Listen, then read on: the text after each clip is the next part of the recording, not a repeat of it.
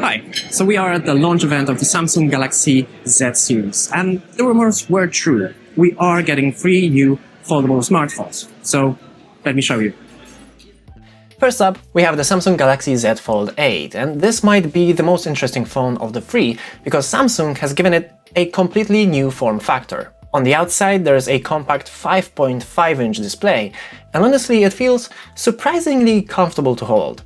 It reminds me of the days of phones like the Galaxy S7 or even the iPhone X, when using a smartphone didn't require the hands of an NBA player. You can easily reach almost every part of the screen with your thumb, which makes it much more convenient for quickly replying to message, checking your notifications, or scrolling through social media.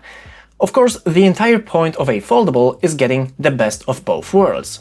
Open the phone and you get a much larger 6.7-inch display. I actually prefer the shape of this screen to the one on last year's Galaxy Z Fold7 because it's closer to a traditional 4:3 aspect ratio. It feels more natural for browsing websites, reading documents, looking through photos, and using 2 apps side by side.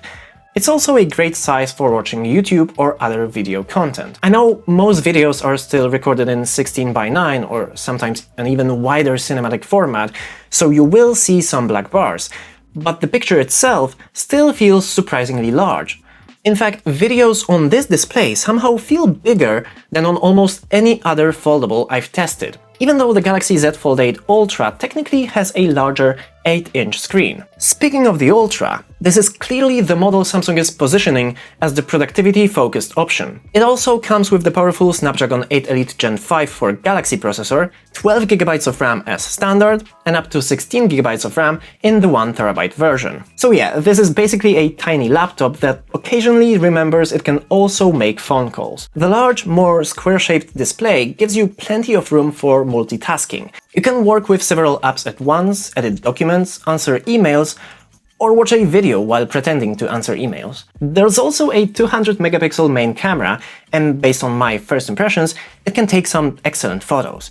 However, Samsung didn't spend much time talking about the cameras during the launch event. That usually means we're not looking at a major hardware upgrade over the previous generation. So I'll show you some example photos taken with last year's model on the screen. I expect the overall quality to be quite similar, although Samsung may have introduced some smaller software improvements and updated image processing. One area that has definitely changed is the hinge. The phone is now easier to open and close thanks to a redesigned mechanism that uses titanium components. Samsung has also added titanium reinforcement plates underneath the display, which should make the entire construction more durable. The crease in the middle of the screen is also more difficult to notice. Not completely invisible, because physics is still physics, but definitely less distracting. The updated springs make opening and closing the phone feel smoother and more satisfying, and Samsung has also added small curves around the edges, giving your fingers more space to grip the 2 halves of the phone. It sounds like a small change, but anyone who has ever awkwardly tried to open a foldable with one hand will appreciate it. Overall, the Galaxy Z Fold8 Ultra looks like an amazing smartphone. Unfortunately, I've also heard that the price is going to be equally amazing, and not necessarily in a good way. I don't have the final price while recording this, but I think we can safely assume that the word Ultra won't be the only large thing here. And finally, we have the Samsung Galaxy Z Flip8. At first glance, this one is quite similar to last year's generation, and Samsung is focusing more heavily on travelers, vloggers, and people who want a compact phone that can also work as its own camera stand. It also comes with plenty of performance for everyday apps, photography, video recording, and social media. One of my favorite features is still FlexCam.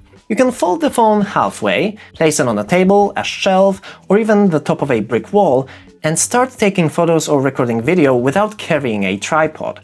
The phone has a 50-megapixel main camera, but the biggest advantage is that you can use the main camera while seeing yourself on the external display. That means you can take selfies and record vlogs using the phone's best camera instead of relying on a smaller front-facing sensor.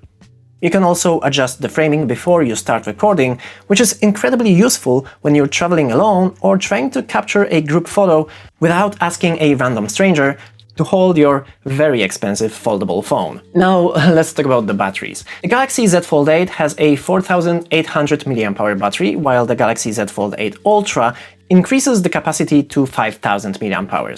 The smaller Galaxy Z Flip8 comes with a 4300 mAh battery. These capacities aren't exactly revolutionary, but they're fairly typical for Samsung.